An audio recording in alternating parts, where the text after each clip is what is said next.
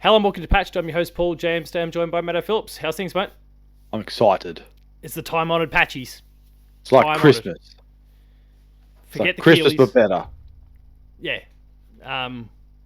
More insults. Oh, I don't know. It depends on how drunk your uncle gets, as a general rule for people. So maybe not quite topping some people's Christmases in that regard. But forget the Keighley's. Forget the Dice Awards. This is the one that you really want to tune into. So this is the Patchies.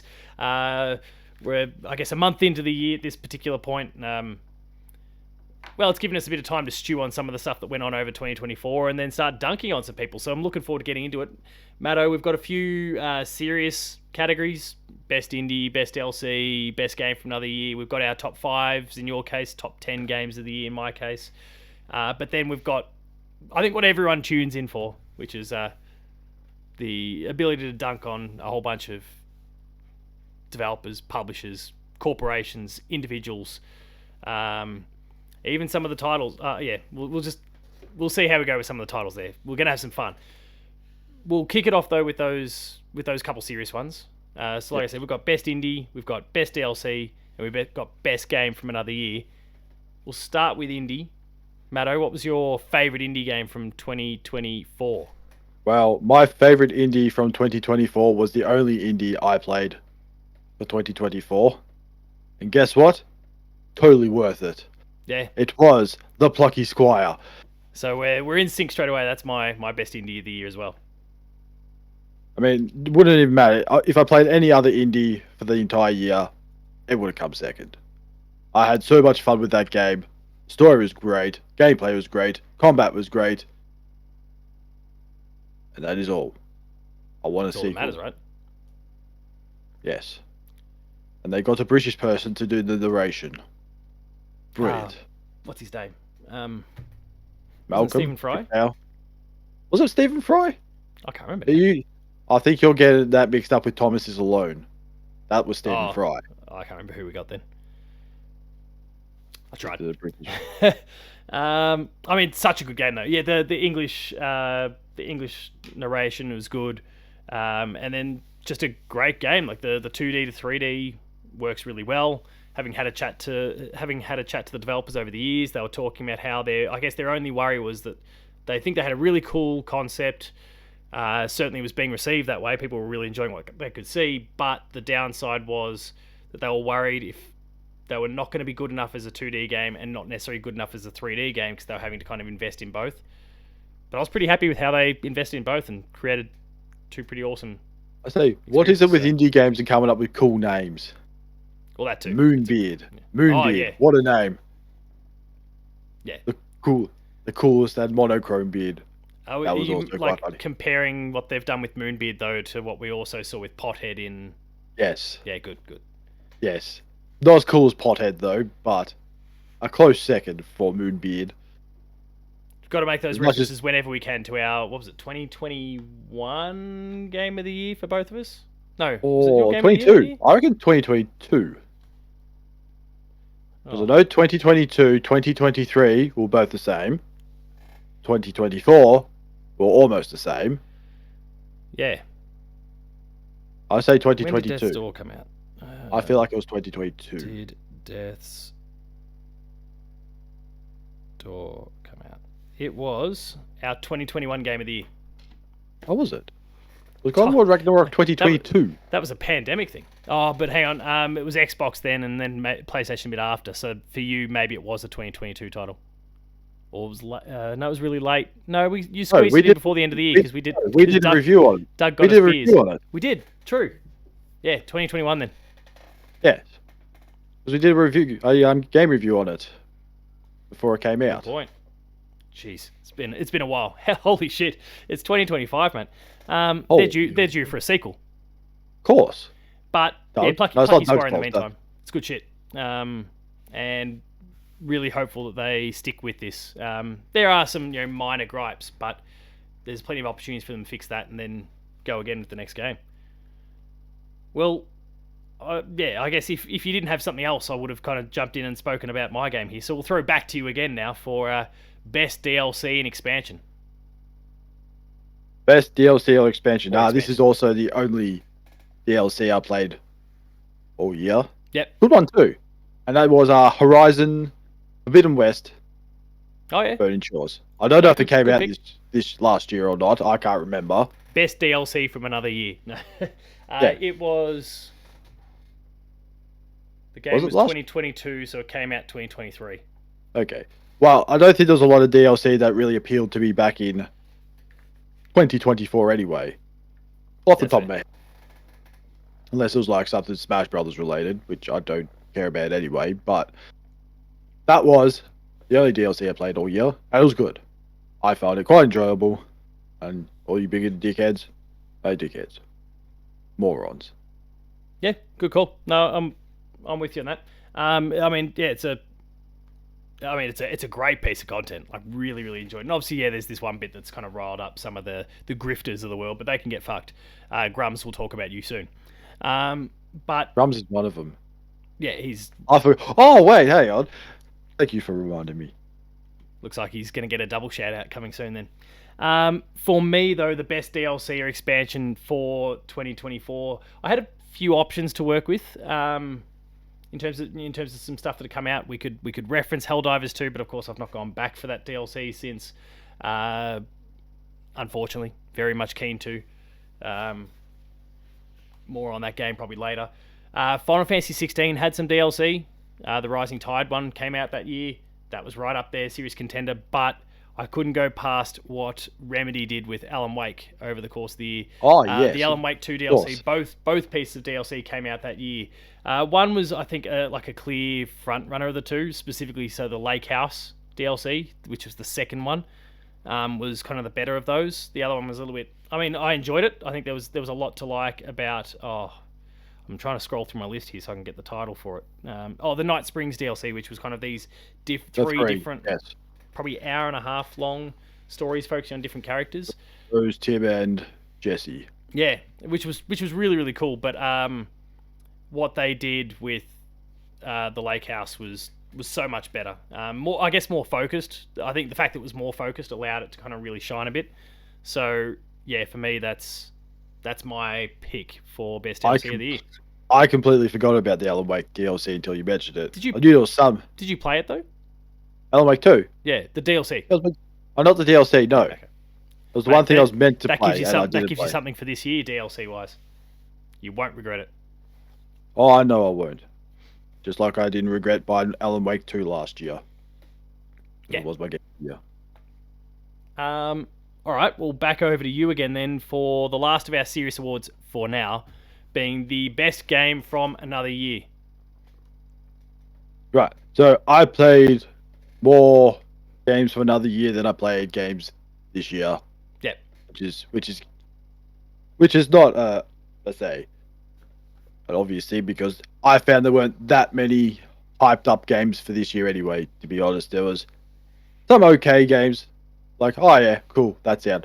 I found it quite funny that this is completely off topic. The Nintendo 64 online for Nintendo Switch Online had a new Nintendo 64 game that they put in the library.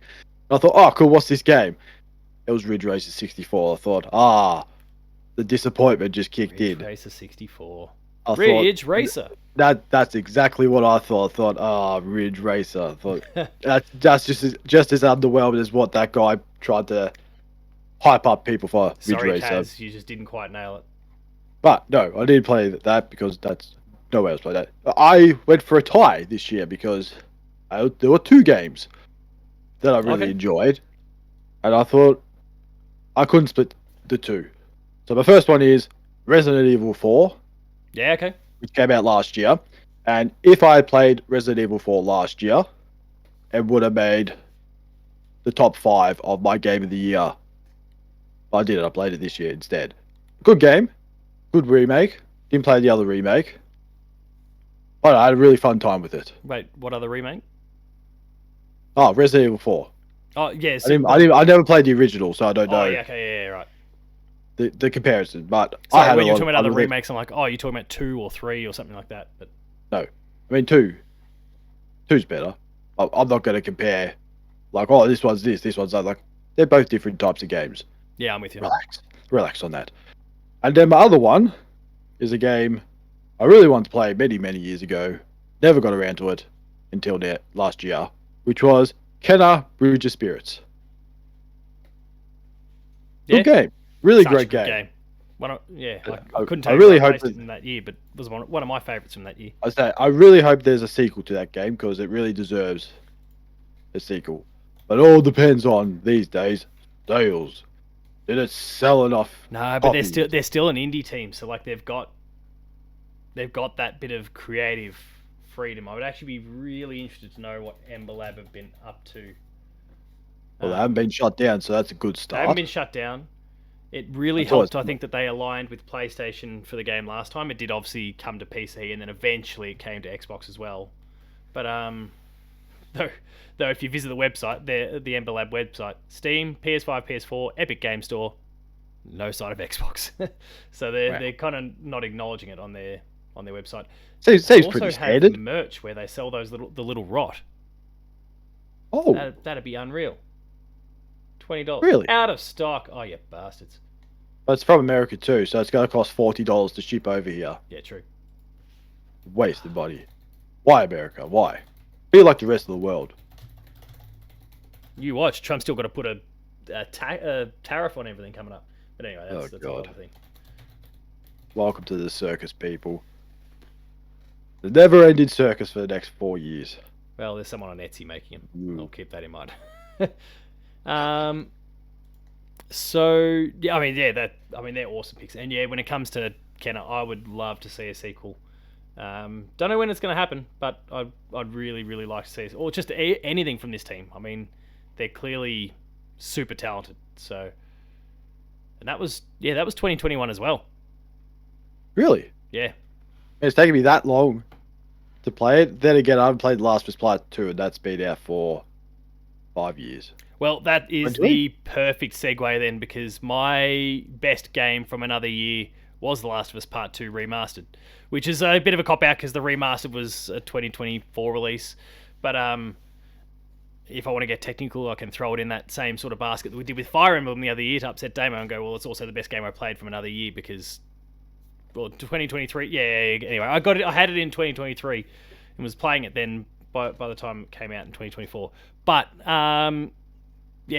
look, I'm putting that out there now. I'm not counting remasters in my top 10 full-blown remakes. Sure, they're on the table. But remasters I didn't, because otherwise that would actually be my favourite game of 2024. The Last of Us Part 2 is just that good in my eyes, trumping what people will ultimately... Well, most people I think have probably already predicted what my number one game of the year 2024 was, but setting that aside for now, it's just that good. So I'm pretty stoked to have been able to play it last year. They added through that remaster, they added the roguelike multiplayer mode, which was pretty cool actually. Sorry, just roguelike mode, not multiplayer mode, I should say. Lots of cool things about it, looking better than ever, and now we're 2 months away from season 2 coming out of the show, and I'm keen to see how they translate what was done in the 2020 game into that form as well. Last was just constantly kind of there or thereabouts in terms of just the best things that I get to see or experience derived from or part of games every year. So pretty stoked to be able to play it. And yeah, Matto, might need to add it to the list this year. Might need to add it to the list before season 2 comes out. I only watched season 1, so... Oh, mate. I watched that first episode. I thought, it's okay. Oh, no. Okay. We'll discuss this some other point off camera, because we've got a lengthy show to go through today with all the stuff that is to come next. Any other thoughts, though, on, I guess, some of those more serious games that we've discussed so far? No. Just from the DLC bit, and I'll quickly bring up because as of the time we recorded this, it's been fairly well documented. PlayStation Network's been having some issues today. It's been down for like 7 or 8 hours, so I can't check my trophies like normal, but thankfully PSN Profiles has got me covered. Just some other indies that I'll shout out from the year, because there are some other really, really good ones that would have just slipped through the cracks otherwise. I did check out Immortality that year came to PlayStation. That was like a Game of the Year nominated title in a whole bunch of different locations. Where are we? Iden Chronicle 100 Heroes came out. Another Crab's Treasure, which is like that's the first Souls-like I actually. Sorry, Souls no, because Crabs. there's Star Wars Jedi and all those, but like that's one of the very few Souls-likes that I've actually gone through and finished. What else did I play? Oh, SteamWorld Heist 2. Like is number 2 behind Plucky Squire for me from last year when it comes to indies. So there's a few others in there as well. I even played Cat Quest 3, which was pretty cool. Trybreaker. There's some cool stuff that came out over the course of last year. So and a bunch of indies that obviously been discussed elsewhere. I haven't even tried, and I'm a little bit scared to try Balatro, but some really really good stuff. So just shout out to some of those other developers and teams and what for what they were doing. All right, let's get over to some of these joke awards, I guess. Yes. You said prior to this you got about 15. You've added somewhere along the way. Maybe we could both kick off with those because, well, we've kind of alluded to it already. So for me, I had the biggest grifter award, and I gave that to Grums. That stupid fuck. Oh, my Grums award will come later. Okay, you keep that one in your back pocket. There'll be good reason. You understand why when we get to it. The biggest and worst grifter goes to Grums. I'm just so sick to death of that bloke, and he's absolutely driving people away from Twitter, which, as much as it's kind of shit because of Elon, is still a pretty handy utility. But when like I'm just seeing him or people on the complete other side of the conversation that are quote tweeting him or screenshotting him, those sort of things, he's just everywhere, and I hate it. And like. He's not contributing anything useful. He's not a positive person to be around.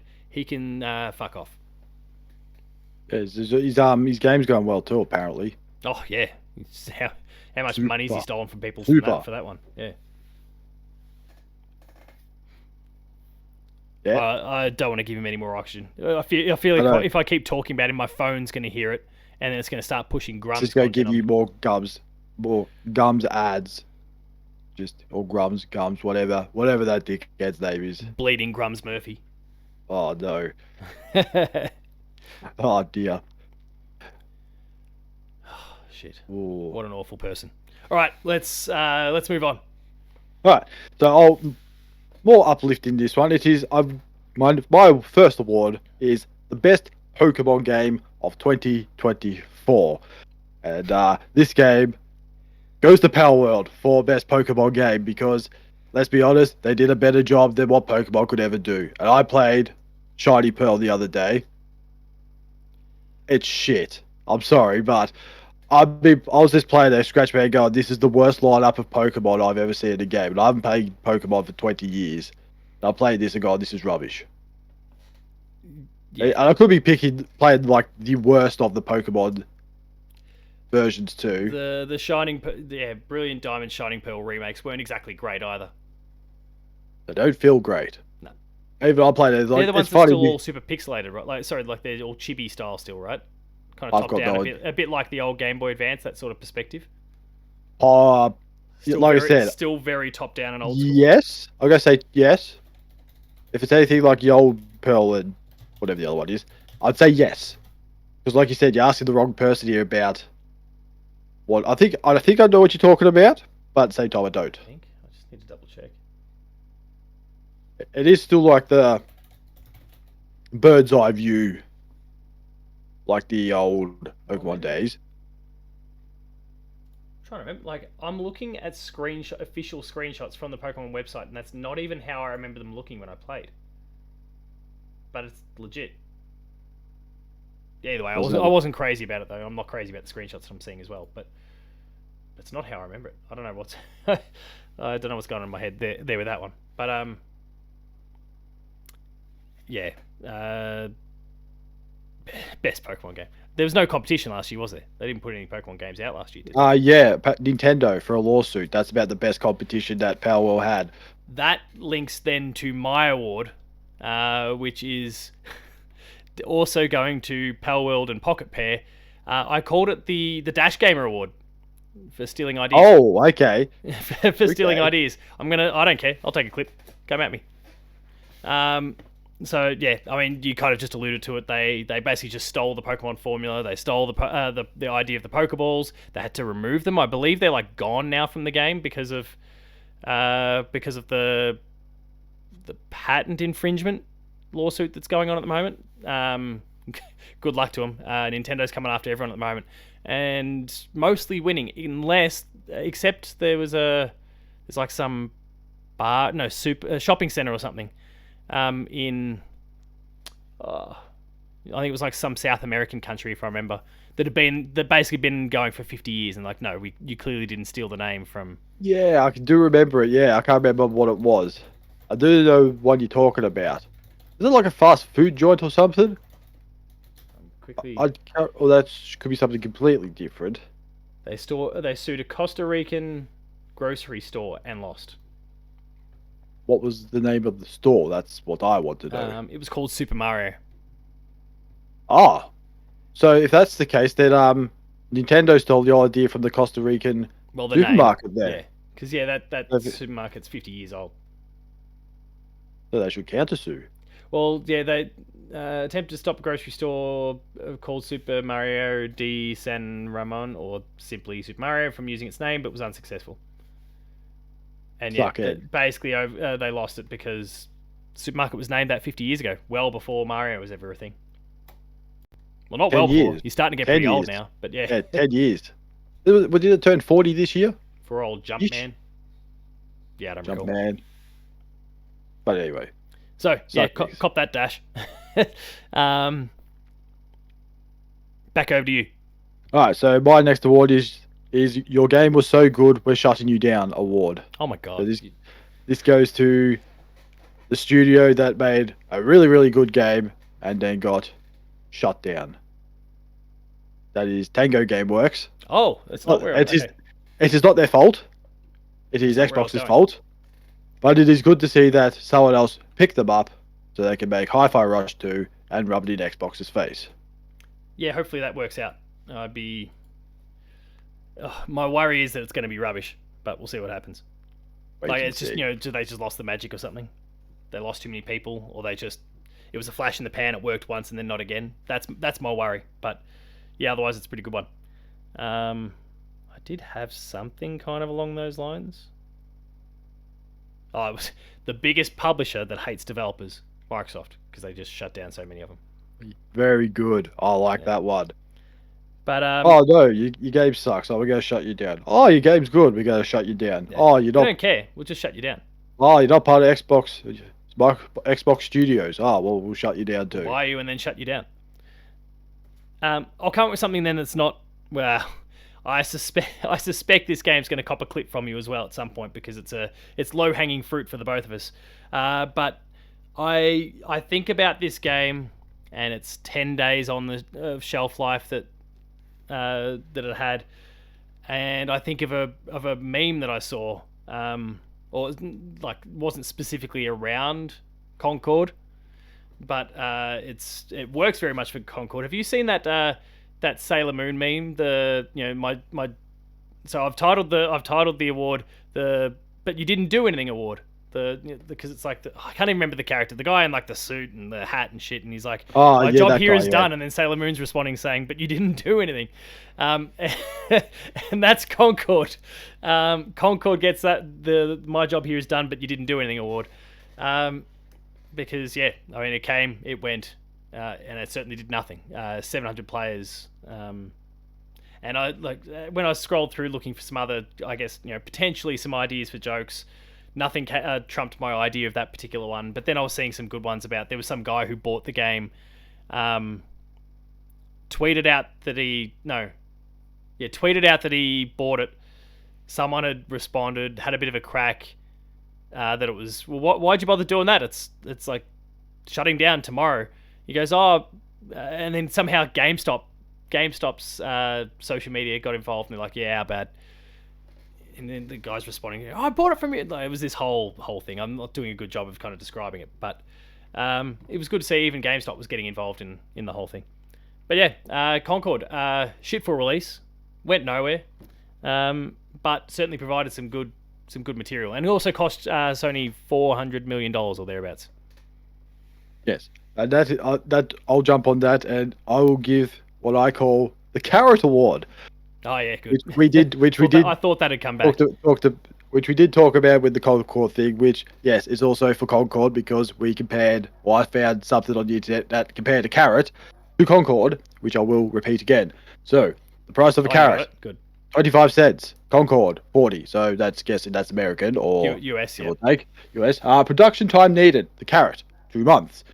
Concord, 8 years. The cost, carrot, $2 a pack of seeds. Concord, like you said, 400 million, give or take. Can you eat it? Carrot, yes. Concord, no. Is it recommended by experts? Carrot, yes. Concord, no. Is it well received by the public? Carrot, of course it is well received by the public. Concord, absolutely not. Was not. And the It shelf just wasn't life received. wasn't received at all. And then the shelf life for a carrot. Well, Concord was 10 days. A carrot, 21 to 29 days. So it couldn't even outlast a carrot. If you ever want to bring that up, you think, oh, how bad was Concord? Or how much of a shit show was Concord? All you got to bring up is a carrot. And compare the carrot to Concord.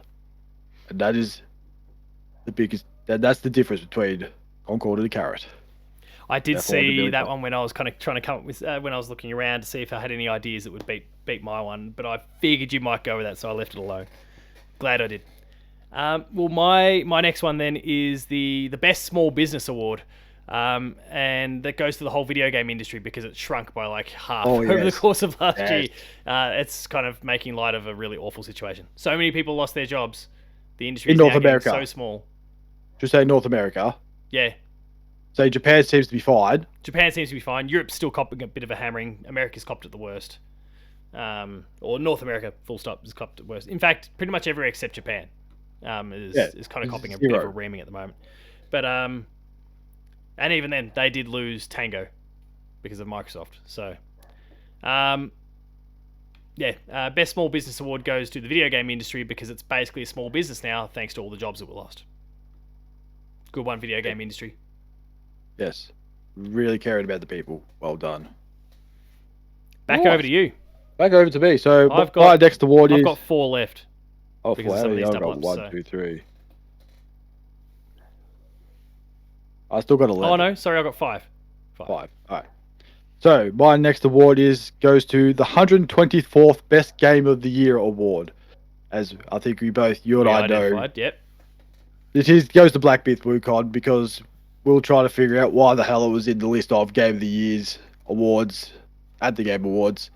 We could figure it out, and we figured out that, and a lot of other people did too, figured out that there are 123 other games better than Black Myth Wukong. And then old Paul Geoff said, defenders say, it's just not wasn't us, it was the people. Like, you could have said no. It's 90% the critics. 90% the critics. So what the hell are the critics and doing influencers. There? Sorry, and influencers as well. Oh, there's your problem right there.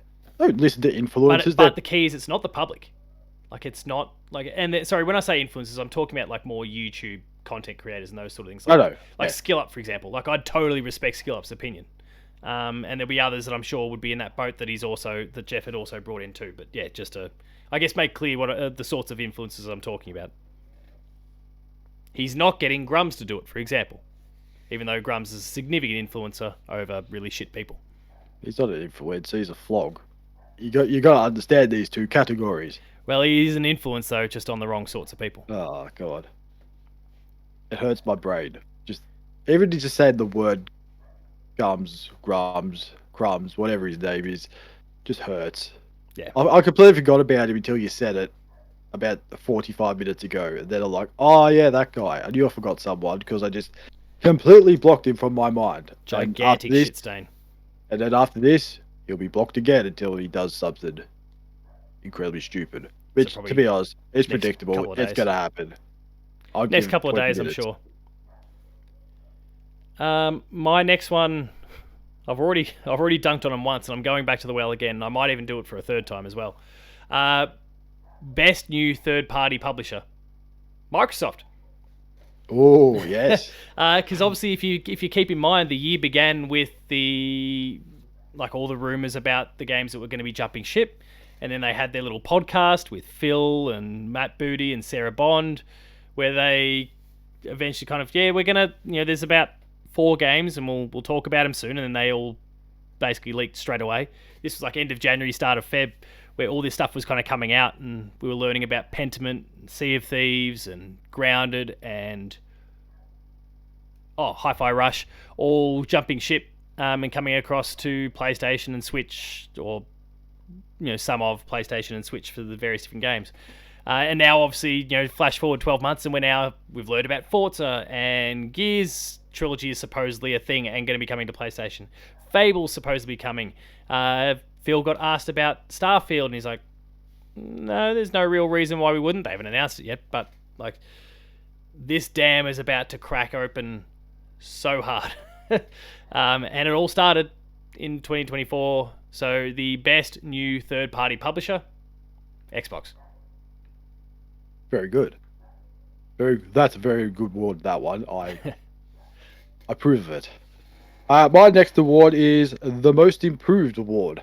Oh, so I'm positive. So I'm giving positive. So I'm giving this award to something that improved on something that wasn't particularly good, got a lot of criticism for it, and then they improved it, as what the Most Improved Award is. That is the Game Awards. Oh, yes. Oh, holy shit, it's so good. From the shit show that was last year to please wrap it up, and Kojima getting 20 minutes to speak about whatever he wanted, and game trailers. Game trailers I can't understand because everything that's and not nothing all at once. And he got heavily criticised for it, and we were always wondering, will he listen? Because his Twitter thing sometimes goes a bit strange sometimes. Like, for instance, when there was massive layoffs going off, what did Geoff tweet about? Some AI smelling machine. I think, Geoff, what the hell's wrong with you, man? What is going on over there? This industry's fucked. They just look at it and go, what the hell, man? It's like, come on. but this year, I'd say, didn't hear anything bad about the Game Awards this year, so I call that a massive improvement. No, I think it was the best one he's done. I think because those 2 Muppets really saved him. Well, they were pretty great, but there's plenty to like about past ones. Like, I personally really love the orchestrated bits. Obviously, if you get a good selection of games, that helps as well. But you're right, he listened to all the other feedback as well, gave people their space to do their thing, and then had some obviously killer announcements at the same time. So, that was like a 10 out of 10 presentation. I mean, for a show of its type, I'd say it's a 10 out of 10. 2.5 hours is still a long time, but it was a pretty tight 2.5 hours still. And when you start with The Witcher and end with Intergalactic, you're having a good show. You're doing something right. You're having a good show. Everything in between that I was going to remember, just those 2. Yeah. I mean, there's people who are going to have a crack at both, right? Apparently, they're both woke, and Grum's made a big fuss about it. He can fuck off. I'm gonna continue my run of dunking on Microsoft here. It's the worst homework thief. And it goes to Microsoft because they looked at what PlayStation did when PlayStation said, "Oh, we're gonna shut down the PlayStation 3 store. You're not going to be able to buy any of those old games anymore." And Microsoft looked at that and go, "Oh yeah, we'll do that too." The difference is PlayStation heard the feedback and backed out. Xbox didn't, so they copied their homework and did it worse. So yeah, Microsoft. It's the final time. I think. Hang on, let me double check. I reckon they purposely did it. I've left you alone now, Microsoft. That's it. I sort of feel like Sony just did that on purpose and gone. Just like, let's just say we go close and see what Xbox does. And then Xbox is like, right, do it. And then they're like, oh, look at these dickheads. Look, they actually went and did it. What a bunch of fools. Oh, it's just... Yeah, I know. You just scratch your head. And, so my next award is a Digging a Hole to China award. So these go to the people that have been digging themselves such a deep hole that, as your parents used to say, if you keep digging anymore, you might get to China. And that goes to the 3 Xbox idiots, Phil Spencer, Sarah Bond, and Matt Booty, for pretty much when the studio shut down and you got asked questions about it. and Oh, didn't even Sarah, answer that the Sarah Bond one. Oh my god. that. I know it was bad. It's just maybe just answer the question so you don't look like a fool. And for instance, dig yourself a massive hole close enough to China. Then you heard the things about what Matt Booty said behind doors. You just think, what? And then there's just Phil Spencer, where they finally decided to throw him in a room and not let him out until the showcase. And they haven't heard from him since, so they must have put him back in the room. Oh no, with Phil's the other. been doing some interviews lately. That's where the Oh no! Oh no! that's where his That's recent bad. comments about Starfield came from. But Oh his no! his messaging now is kind of in sync with what we're seeing happening. He's kind of alluding to no red lines, and these anything goes at this point, and then boom, Forza gets announced. So he wasn't kind of saying one thing and then the opposite happens. So that's progress, I guess. But they started off It's the early. year pretty badly. I say we're only in February. There's plenty of time to do something stupid. That's And true. being it is Microsoft, we're expecting it. It's just a matter of where you can place your bets. What month are they going to do something stupid? Probably around the time Nintendo releases the Switch too, because then You wait for April 2nd. I reckon that is going to be a big day in the history of Xbox, I reckon. I have nothing to base that on, of course. It's just... and they'll be dumb enough to do it because it'll be It's April just a gut 1st over feel. there. If you go April 2nd for us, So it's their Oh. April 2nd. It converts to midnight for us on April 3rd. FYI for any Eastern Seaboard Nintendo fans who are tuning in Australia. April 3rd, midnight. So it's April 2nd for them. I think they probably tried to avoid April 1st just in case. oh, they wouldn't. They're dumb enough to do it. Well, They'll just go. can't rule it out. If it's on a Monday, yeah, sure, they'll do it because they're fools. So now I've got 1, 2, 3 left. My next award goes to the biggest cock tease, and I couldn't split these two. It's Nintendo for the Switch 2 and the whole we'll acknowledge that there's a new console, but we'll let you know sometime before the end of the financial year or the end of the quarter, March. So then people are just hanging on for like months going, well, it could still be before the end of this year. Like they're just hanging on. Rumors all the time. All the beans have been spilled before it finally happened. You cock tease and it blew up in your face. And also the other recipient of that award as well, because it's a shared one, is Rockstar. Simply because the year before all this, 2023, you went and announced GTA 6. You put a trailer out there, and then you proceeded to let your fans sit through the entirety of 2024 with nothing new at all. And you enjoyed that, didn't you? You enjoyed that, whichever house is still there. Didn't bother me. I forgot about it. And I'm probably too a bit busy easier playing to other forget, games. right? Of course. It's like, oh, there's a trailer. Cool. I'll see you in 2 years. Yeah. So, cop that Nintendo, cop that Rockstar, but also you're probably going to have two of the biggest years of all time in terms of console launches and then game releases. So enjoy 2025. I hope 2024 was worth it. Back over to you, mate. Right. So my next award is the Heroes of the Year award. So Heroes this goes of to the my hero that stood up for something and didn't back down. And that is Rocksteady for not giving IGN a review code Oh, yeah. for the Suicide Squad. Squad. Yes, the game, because they were there giving shit for Suicide Squad, saying, "Oh, it's going to be bad, this, that, and that." And then when it came to, And it was. it was, but they were hanging shit on. Rocksteady's gone, you know what?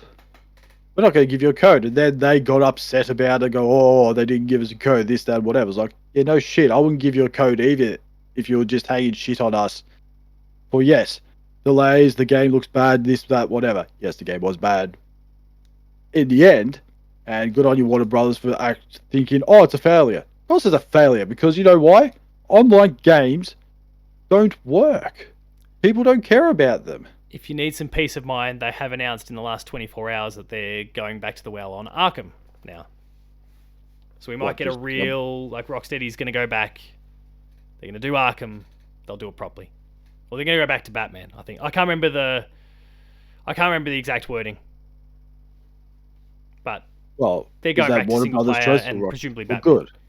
Yes, good on you, Warner Brothers, you dumbasses. You didn't learn from Gotham Knights that the online situation doesn't work.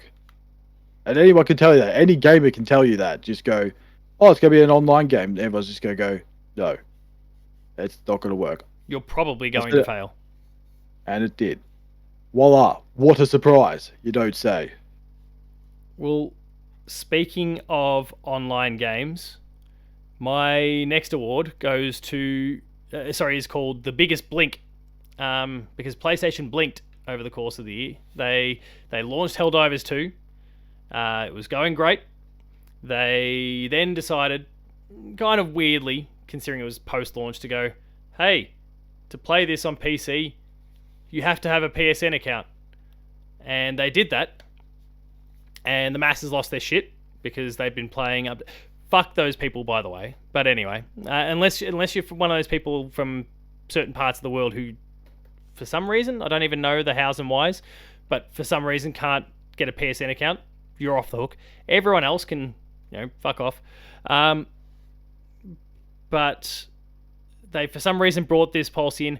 People screamed and shouted. PlayStation blinked and pulled back on the idea, and now it's just optional. And you're weak as piss. You should have just stuck to your guns. That's what you wanted. You should have done it. Make the people. You're a gigantic corporation with a platform of 60 million PS5s and 120 million PS4s.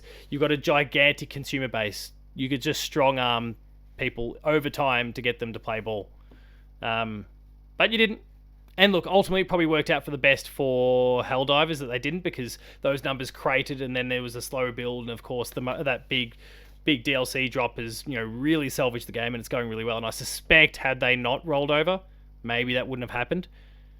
But they should have done it from in the first place. That would have made it cleaner and easier and far less fuss about it. But because they didn't, they blinked, and they're going to cop a little clip for it. PlayStation, you're the biggest blinker of 2025. I've got one award to go. Back over to you, mate. I've got, what's the one? I've got 4. Cool. So I can join these 2 together. Okay, yeah, if you've got a few that you can swing together, great. This award is the Do a Better Job Award. This goes to, again, EB Games. Oof. For their absolutely garbage level 5 tier. It is still one of the dumbest things that, let's be honest, doesn't work, because for some reason scalpers can still get in and pre-order the important stuff that people want and then sell it online, and EB doesn't do anything about it. They don't care. Why would they care? Because what was the big thing last year that happened with? Why am I going blank on it? It was, I can't remember. For some reason I know it was Final Fantasy the year before.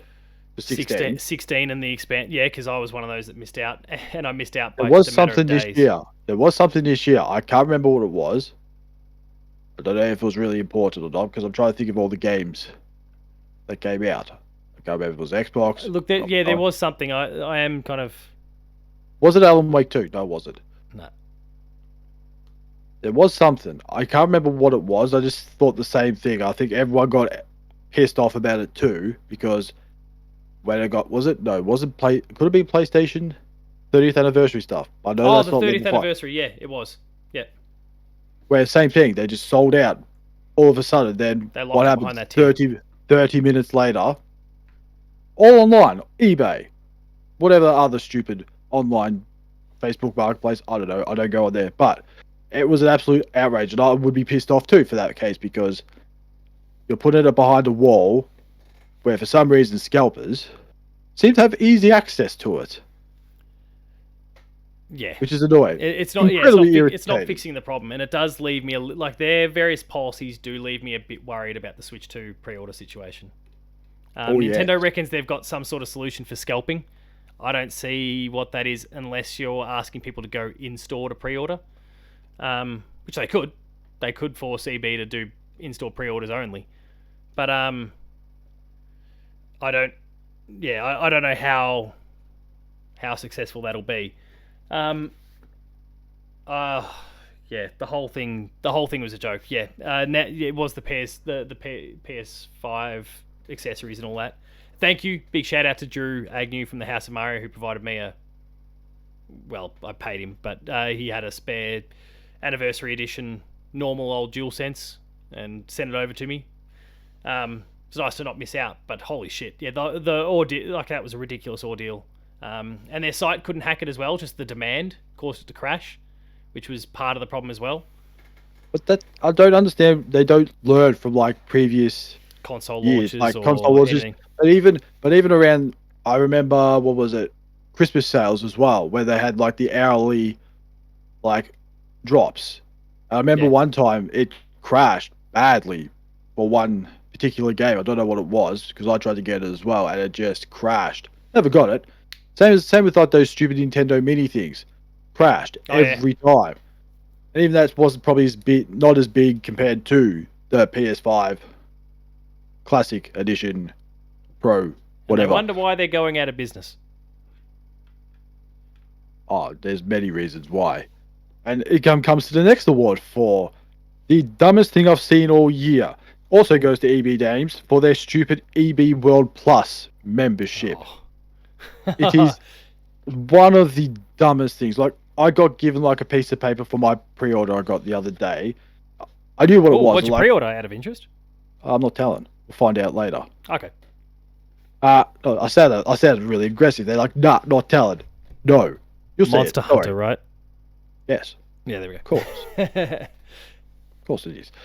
I had it pre-ordered at EB only to see that JB had a Steelbook edition, so I pre-ordered it there as well. Yeah, I looked at the Steelbook too. I was like, I probably should get the Steelbook, not the one from EB. But it's just one of the dumbest things. Like, it's one of the most pointless, like, I don't know, what you call it, a subscription? I don't know. Like, $49 for 12 months. And after 12 months, you get a free gift card for $50. You could have just, paid the $50 and I'll get the membership. And then if you buy, what is it? A booster value, I don't care about that. Pop vinyls. If you buy 9, you get the 10th one free. Why? Buy 9 pairs of socks, get one free. Who buys 10 pairs of socks? T-shirts. Buy 9, get one free. There's some double carrots, but that's over only the if you want course to of be... the year, though, right? It's not just buy 9 in one transaction. I don't know. I didn't really look too hard into it. I think it might be over the course of the year, but yeah, it's still... Like, why pay $50? You probably could buy 10 T-shirts. It's probably not going to cost you $50. Yeah. It is. I don't get it.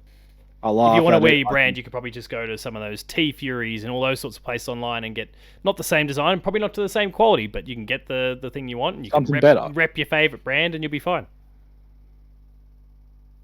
There's a shirt that my wife had gotten me years and years ago now. It was an Uncharted 2 one. It had like the Perba dagger from Uncharted 2 straight down the middle and then text and those sort of things around it.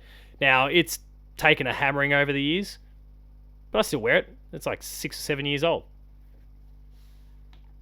Probably, yeah, seen much better days. A lot of the text is now kind of, what happens after you wash a shirt a lot that's got a printed design on it. All starts to crumble and those sorts of things, but good times.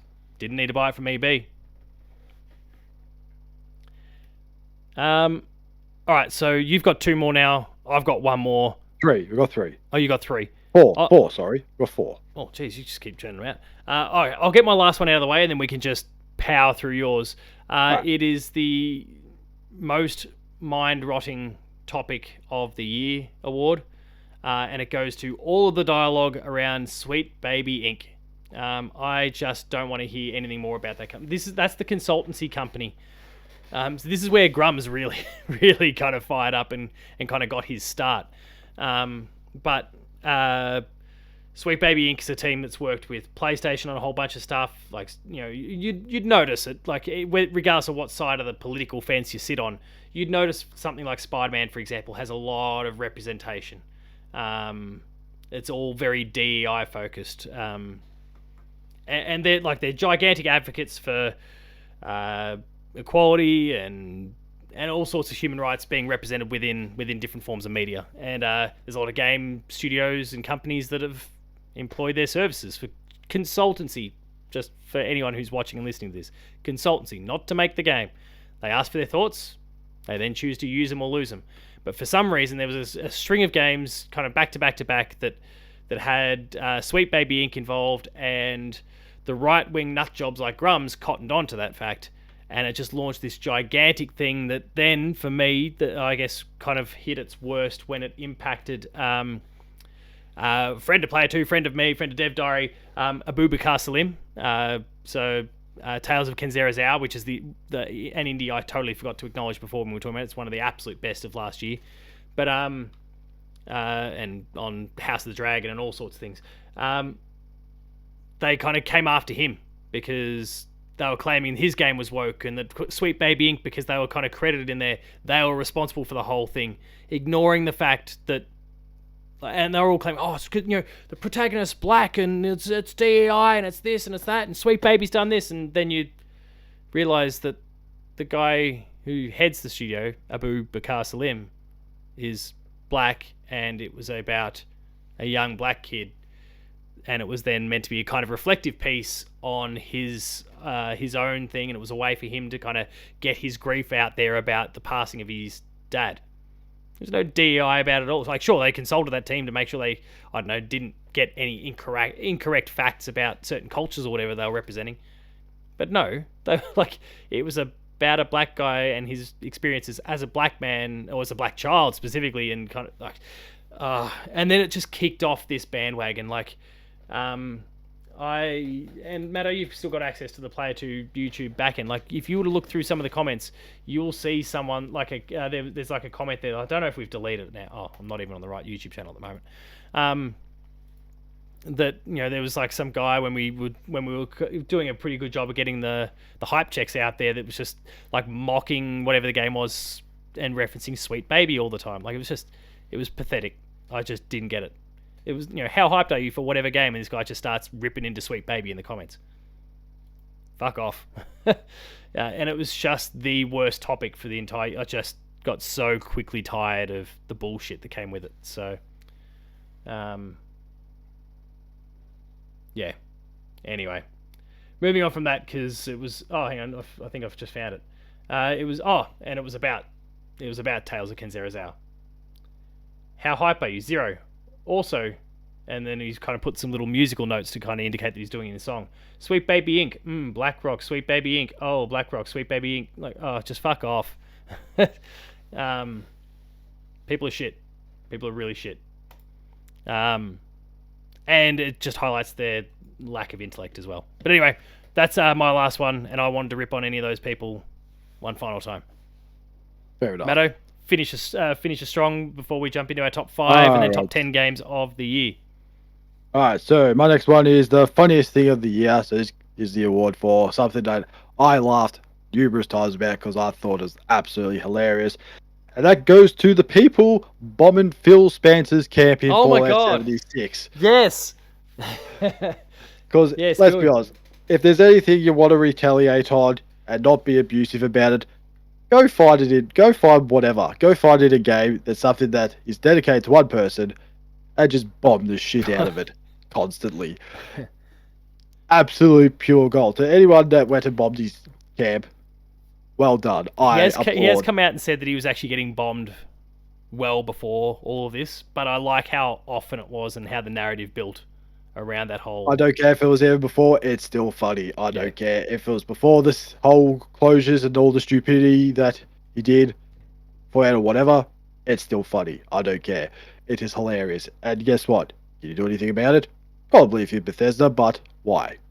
Then let's go bomb something else. So just let him bomb Phil Spencer's camp. Just for laughs. Because why not? It's hilarious. Yeah. And then... what is my next award? My next award is This Is What Failure Feels Like. and I'm giving this one because it is going to be the only time I reckon I'm ever going to be able to rip into them. It goes to Sony. For many reasons. For, as we talked about, Concord.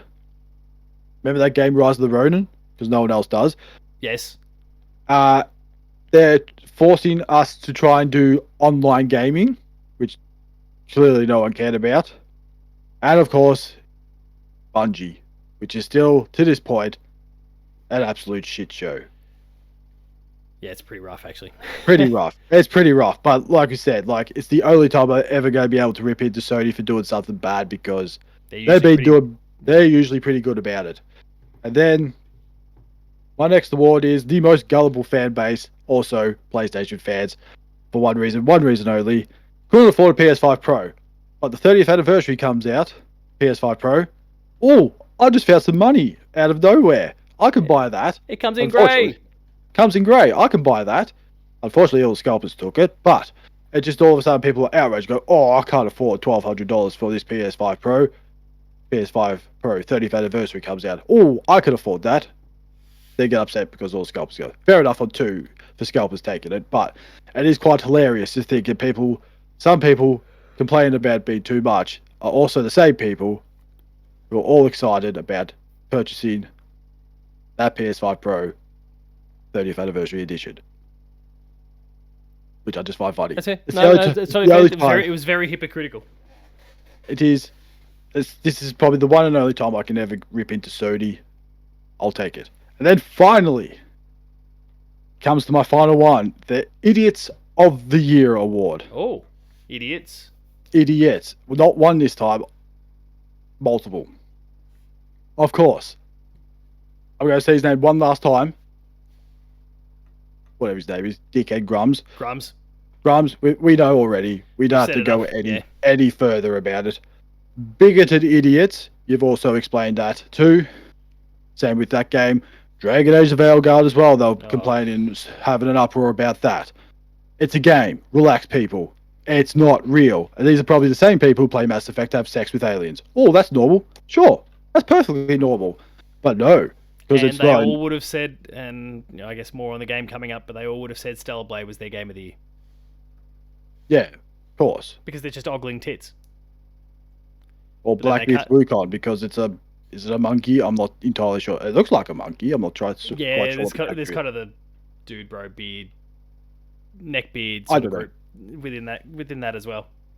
But still, we don't need to go into more detail about that. You've gone into that. And finally, for one last time, PlayStation, just for forcing people to create a PSN account on PC. Now, not having to go, like you said, you can have a go at the people who have a PlayStation but don't want to do a PlayStation account on PC. I'm more sort of aimed at people who don't have access to PlayStation Network. I know they've made it optional now, but at the time, it's a really stupid idea because then you see the list of countries that can't play PlayStation-based games because for some reason Sony just don't want to go there. So it's exactly the same problem with Australia not being able to play PS3 games on the PlayStation Deluxe package, whatever it is. Oh yeah. It's the exact same thing. You scratch your head, like, there's so many people that you don't really aim your games at that you have access to on PC. For the stupid reason of, oh, you know what? We're going to force everyone to have a PlayStation profile. Which I just looked at the time going, it's dumb because I think a lot of PC people, the same thing like I do, kind of get annoyed. You have to go into Steam, then have to log in to another separate account, which is, it at times gets annoying. It does. Yeah, no, that's fair. I'd agree. But I think it's more the case like countries that don't have access to PlayStation Network. I reckon that was just incredibly stupid. And like you said before, Helldivers 2 saw the greatest, I would say the greatest effect, where numbers dipped a lot. Even though there's still good numbers, don't get me wrong. But the numbers they had were massive. They were huge numbers, even from day one. You looked at those numbers and gone, holy shit, that's impressive. Yeah. It was like, what, 800,000-ish? Even more. Yeah, Give or take that number. It was a big number. Numbers. Then it dropped. Then the numbers dropped a lot. Then the negative reviews came in, which I will give full credit to Arrowhead Studios for. 458,000. It dropped down to, or lost. Yeah, that was its peak. That's its all-time peak. Oh, okay. But then Arrowhead Studios made a cape of the whole negative reviews on Steam as a cape, which was quite funny, but it didn't give access to people who gave negative reviews. I thought it was quite funny. But that is it. They're my Idiots of the Year award, which three-way tie. Congratulations. Congratulations to all winners. All winners. Especially Sony, because it's the only time you're going to win these silly awards. Yeah, unless it's something good. Unless it's something good. Unless it's something good. Yeah, they win plenty. I'll praise that. Of good stuff. All right. That takes us now to our top 10s. We'll kind of breeze through these because we've already been going an hour. And a lot of these games we've spoken about in great length over the course of the year anyway. And I think for most people watching and listening, especially if you've checked out a lot of episodes, most of these will be kind of a bit of a formality for you. Since you've got a top 5 and I've got a top 10, I'll go through 10 through to 6 and then we'll sync up for the top 5 from there. I had to look at my list. So I've been using the IGN playlist app over the course of the year. I was putting in, now admittedly they're just games that I've finished in full. So there's plenty of other games that I've played, not finished, didn't make the list full stop. But I put everything in there. I've had to filter out the remasters, of which there's a few in the actual top 10. I am allowing DLC into the mix, so you'll see a couple things pop up there shortly. But as a result of filtering out the remasters and stuff, I had to go back to the 15th placed game on the list because that was the 10th best new release of 2024 for me, which was SteamWorld Heist 2. Oh. Which I obviously alluded to before. Number 9, like I said, the Neckbeard's favourite and probably number 1 game for the year. Grum's probably favourite game of the year. Stellar Blade, which was honestly... I thought you were going to say Blackbeard for a second. I was like, what? You said Neckbeard. I was like, oh, wait. Yeah, sorry, good point. I did reference that more for Black Myth, but I think the Neckbeard's probably got a bit of a kick out of Stellar Blade too. Watch him jiggle. Oh, definitely. Look, there's eye candy, and those who want eye candy, you've got eye candy, but it's a pretty damn good game. And, for a Souls-like to kind of get me in as well, as, well documented, I'm not big on those games. I played 2 of them for the entire year, and that was Stellar Blade and Another Crab's Treasure. And also, too, that eye candy for those Neckbeards, that's the closest you're ever going to get to it. Oh, yeah. In any way, shape, or form. Well, until you get some AI shit, you fucking creeps. No. So, yeah, Stellar Blade. It's a very good game. It's not, like I said, it wouldn't have been in my top 10 if I wasn't factoring out remasters and those sorts of things. But it is what it is. Next for me, I mentioned DLC. So number 8 is the Final Fantasy's Rising Tide DLC, which was fantastic. Not super long, 5 or 6 hours, maybe 4 hours even. But a really great addition to the main game. And the only weakness was that final boss that made me want to gouge my eyes out. Number 7, Prince of Persia: The Lost Crown. An amazing Metroidvania. Came out like the first couple weeks of the year and was always kind of there or thereabouts, which was fantastic. Number 6 is what was our number 1 indie game for the year, The Plucky Squire, which we've obviously spoken a little bit about from there. So that will now take us both, assuming I haven't screwed this up on my end. 5, 4. I believe not. 3, 2, 1. I haven't screwed it up. Cool. That takes us to our top 5s. I've just dominated the last few minutes. So, Matto, what's your number 5? Well, okay. So, for my top 5, I actually struggled to find a 5th game because I had played Star Wars Outlaws. I'm not putting that in my top 5 because it was very underwhelming and disappointing. Hellblade 2, same thing. I couldn't put that in there because I just didn't have fun with that game. So, yeah, it's quite on your thing of awards, like a game coming out this year that I played last year. I put Monster Hunter Wilds Beta as my number 5. Yeah, that's because fair. To be honest, that was better time. than most of the games I played this year, and we only played hour and a half. It was a good hour and a half, that Monster Hunter. Have you gone back to play it? Because it's as we record this, the beta's back this weekend. Have you gone back to play it? Oh, is it? Yeah. That's why everyone's playing. I thought they actually got. Well, they were until PSN went down for 7 or 8 hours. Oh, that too, yeah. Or no, more. I didn't realize. I'm now seeing mixed reports that maybe it's actually still out, but we'll see how. I didn't even realize. Maybe because I'm not on Twitter anymore as much as I was, that I didn't see Capcom put up a notification about it. I don't know how I'm going to get my Patchy awards next year or this year, because that's where I get my sources from. It's just dickheads on the internet. Can we just award Monster Hunter Wilds our number one for 2025 now? Might as well. It's going to be hard to beat. GTA 6 is definitely not going to beat it. I can guarantee you that. No chance. We'll see what happens, though. It's still going to be a pretty stacked year, so we'll see how it all shapes up. But GTA, if it launches, and they did kind of reaffirm in the last few days, they're still on track for fall, or our spring. That's just going to force a lot of games away, and I'm okay with that. More time to play other stuff. All right, so my number 5 was, we've spoken about it a few times, was Helldivers 2. Just such a good time, just dropping with people left, right, and center. I'm looking for any excuse to go back to it, which is then weird because I mentioned obviously the big DLC expansion for it, and I haven't, but that was just a timing thing. So if people want to drop, I'm ready to drop. We've both got our controls, and keen to get back into it at some point. And I'm not much of a multiplayer guy for the most part, but keen to get into it. So yeah, that's my number 5. Over to you. Right. My number 4 goes to Dragon Age The Veilguard. I had a good time with it. I don't care what every other dickhead moron says, man. Oh, this, that, whatever. So what? So what? It's an enjoyable game. I don't care about binary, non-binary, this, that, whatever, blah, blah, blah. I care about an enjoyable game. It, for me, was an enjoyable game. And when I saw the reviews for it, I should have put that in there too. I feel it was in the 80s, 82. I think it's sitting on. 82, but I think that was another one I should put in there. Is EA's or whoever's idea to distribute the game to certain outlets. Oh, just ignore others. The strategy of it was, I think that's kind of what hurt it as well.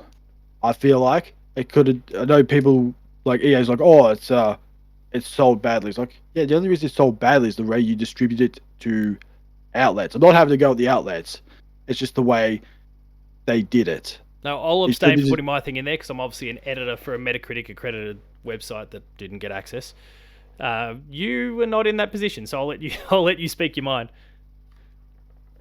Oh, that's all I got to say. Fair enough. That's all I got. Yeah, we were one of those outlets that didn't get it. Is what it is. So what have I done? I've done number 5. I'm on to number 4, which was my winner for the best DLC before. So I've already spoken a bit about it. Alan Wake 2's The Lake House expansion. Oh, okay. So fucking good. And I guess the thing was, for me, like, it was a big Alan Wake 2 year for me because I didn't play Alan Wake 2 at launch. It kind of was one of those games that I played. It was kind of between Christmas and New Year that I kind of got through Alan Wake 2, maybe just slipping into 2024. So I kind of had the game on the mind all year. I was listening to obviously some iconic tracks, or one specific iconic track, on and off constantly throughout the course of the year. It was always there or thereabouts, but and those DLCs just came along and hit me in all the right spots. It was fantastic, such a good time to play it. And like I mentioned before with the DLC, it just struck a chord in the way that the Night Springs DLC didn't.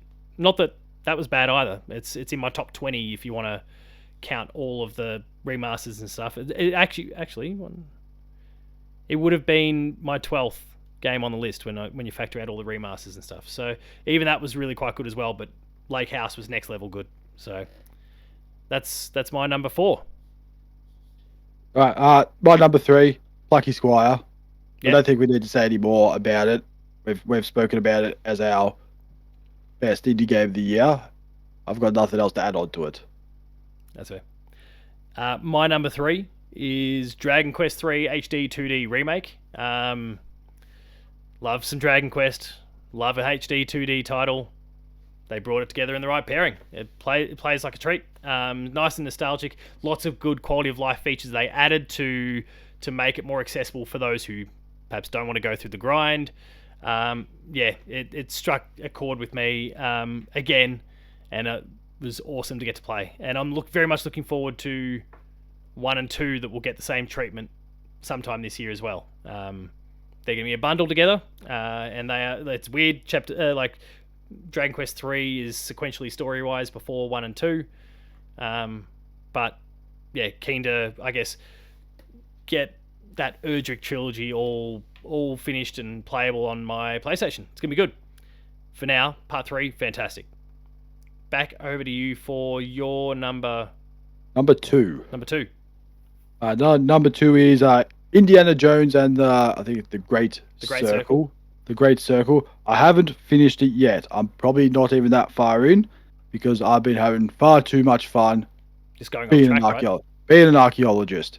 And I will say Machine Games has done a great job with it. And Troy Baker. Yeah, Troy Baker. Even Harrison Ford has said that his voice is great and you don't need AI to replace him. And what was the joke he made during the Game Awards? Said, if I knew he was going to do such a good job, I would have done it myself because he's worried that Troy did such a good job with it. And yeah, the combat's great, and I think don't know how many hours I played. I've only shot someone twice. I've only used the gun twice. That's awesome. You can just go around, blend in, you get disguises and all that, and just smack people over the head with a wrench, guitar, mop, shovel, take your pick. Are you using the whip much? No, because I keep forgetting about it. Because I just find other things to just whack them over the head with. That's not a mechanic we're used to in games either. Yeah, it's just also just funny to find whatever items around, just smack them over the head.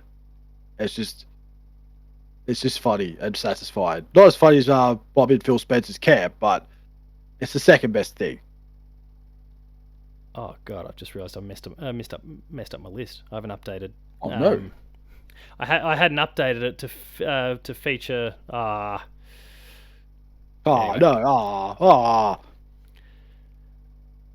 It would definitely be in the top 5. I'm just going to wedge it in here and unfortunately push. What did I say? Number 5 was Helldivers 2. It's going to nudge Helldivers 2 back. Visions of Mana. I'm just going to drop this in here. Sorry, I'm now shouting out an extra game in this case, but I was looking forward to that one from the very beginning of the year. It's because I kind of finished it again the second time around in 2025, so it's in my other list. But fuck, so good. Like it's not hitting the same heights as Secret of Mana, but yeah, it definitely deserves to be in that same sort of conversation. It's exactly what the franchise needed in terms of a bit of a revitalization. But yeah, going back to I guess 2024 stuff, my number 2. And Visions of Mana would definitely be behind this one. My number 2 is a game that has been widely given Game of the Year by lots and lots and lots of outlets. It's the little guy Astrobot. It oozes quality out of every corner. Like we were talking, obviously, lots of reasons to take the piss out of PlayStation over the course of the year. But the actual release of Helldivers, couldn't question it. And then Astrobot next here. It is... I mean, yeah, won Game of the Year at the Game Awards. It's won Game of the Year from a bunch of different outlets. The DICE Awards are coming up. It may well win some awards there as well. This was a masterclass in game design, and I mean to the point where it's probably got Nintendo going, shit. We need to, when 3D Mario rolls along, presumably here. Get out of here, bastard! Get out of the way, moth. It's coming back. Oh no! Sorry, he's just going to be on to us now. They're too busy complaining about. Wales. What's a game on this list? Oh, they sucked about. They did suck about Another Crab's Treasure actually.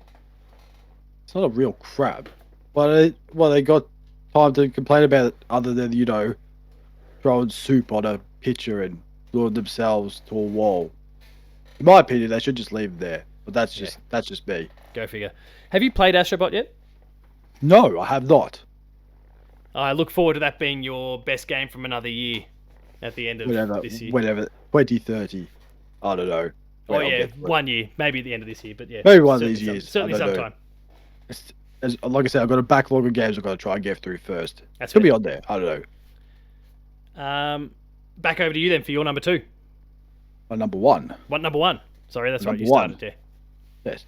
So my number 1 is definitely a game I never thought I would put as a Game of the Year contender. It was a game that I was excited about, but I didn't think I was going to get it.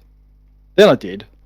And it's the most fun I've had in any form of game because you can just be an absolute dickhead, kill your teammates, and it's the funniest thing ever. You can drop a ship on them. You can blow them up with an atom bomb, whatever. Shoot them in the head by accident. It is honestly one of the funnest games I've played, especially a multiplayer too as well, which you usually get morons when you play multiplayer-based games. But my game of the year for 2024 is Helldivers 2. What a gem. What a gem. I honestly didn't think, like, I thought, What a oh yeah, it's stratagem. online. It's going to be okay. Then you start playing and going, this is actually really fun. And then you die by, I don't know, someone landed on me by accident. I pissed them off somehow. He squashed me. I could have been angry. Instead, I just laughed because I thought it was just absolutely hilarious. Because the best way you're going to get revenge, what are you going to do? I don't know. I'll just land my pod on you instead. I mean, And it works. It's a thing. Absolutely, it works. And also accuracy, 10 out of 10. Because at times, it's not an easy thing to do. It's hard to land them, yeah. It's hard to land, or hard to land on the person you want to squash. And if you do it by accident, it's funny as hell. If you accidentally press your buttons to drop a bomb, it's funny as hell because you just see everyone start running and going, oh shit, start running. Or the best thing about it, what I like to do, is with your emotes, I had the hug emote. So every time we finish the mission, I give everyone a hug, get on the ship. Yes, there'll probably bugs or robots come to chase us. Hugs Hug first. it out. Hug it out. Hug it out. Did happen one time, did hug someone, got squashed by a bug. Then the ship left. I found it quite hilarious. I was just laughing because it's just the absolute stupidity you can do in that game and just laugh and not be angry about it is just great. Yeah. And like I said, it's a shame that Sony did something stupid about it. Yeah, But they nearly killed it. They nearly killed it. Nearly killed it. But I don't care because it's the most fun I've had in a multiplayer based game in a long time. Yeah. Between that and Monster Hunter, we're eating well these couple of years. Obviously, we'll wait and see when it comes to Monster Hunter, but we have had our beta experience already. Yes. Yeah.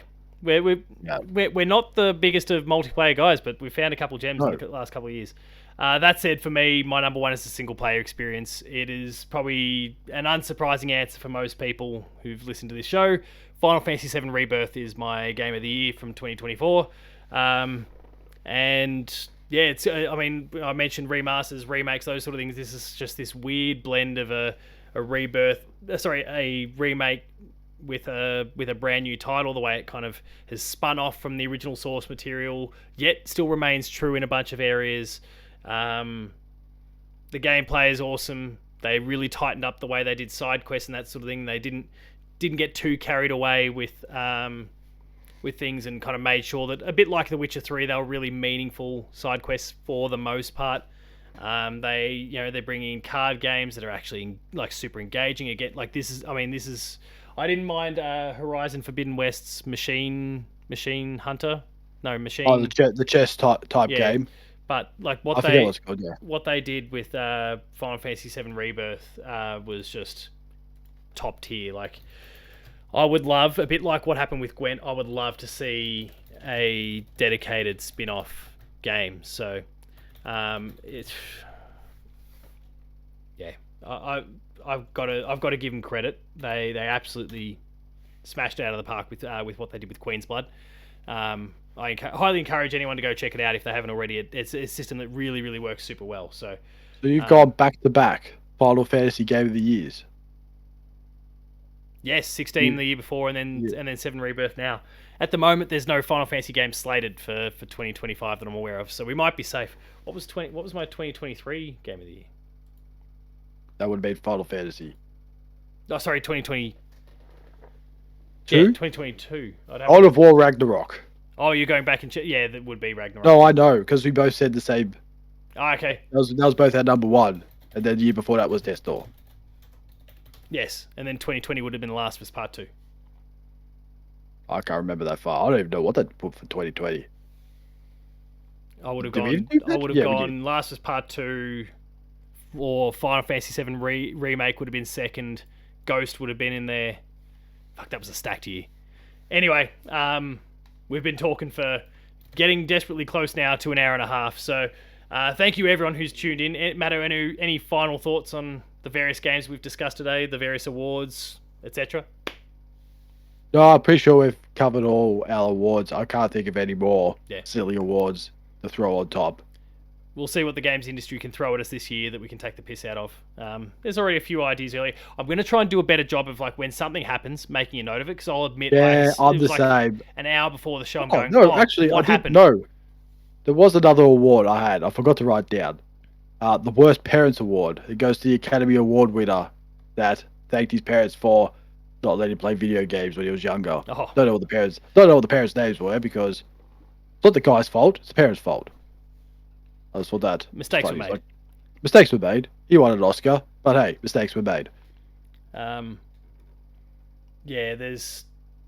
I feel there's already some stuff this year that I feel like we can lean on. And I need to I'm going to try and do a better job of just taking notes of what those different games are over the course of the year, just to get in front of it. But I say that now, I'll forget.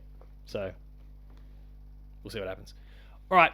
If you enjoyed this episode, please be sure to like, share, and subscribe. All the buttons down below. Hit the notification bell. That way you're alerted to every new video the moment it goes live on the channel. That includes Patch, there's Player 2 Plays, there's a whole bunch of other videos, shorts, all on the YouTube channel. Check them all out. Enjoy them. Visit the website, player2.net.au for reviews, previews, opinion pieces, news, features, links to the podcast series Patched, the Player 2 Pixelcast, and Dev Diary. On the review side, check out Jason's Kingdom Come Deliverance 2 review that's recently gone up. We've been alluding to Monster Hunter a bit recently. That's getting really close. Really, really excited to just play Monster Hunter. It'll be great. I'm making it crystal clear at this point. I don't have it yet. I don't have it. Maybe that changes by the time this actually goes to air. But as of recording on the Saturday here, I don't have it yet. Very much would like to have it by now. We'll see what happens in that regard.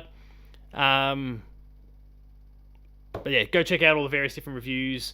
We've got Avowed within the team at the moment. We've got Civilization reviews that are up. Go check all those things out. There's heaps of reviews going up on the website, and there's more to come too. So check that stuff out.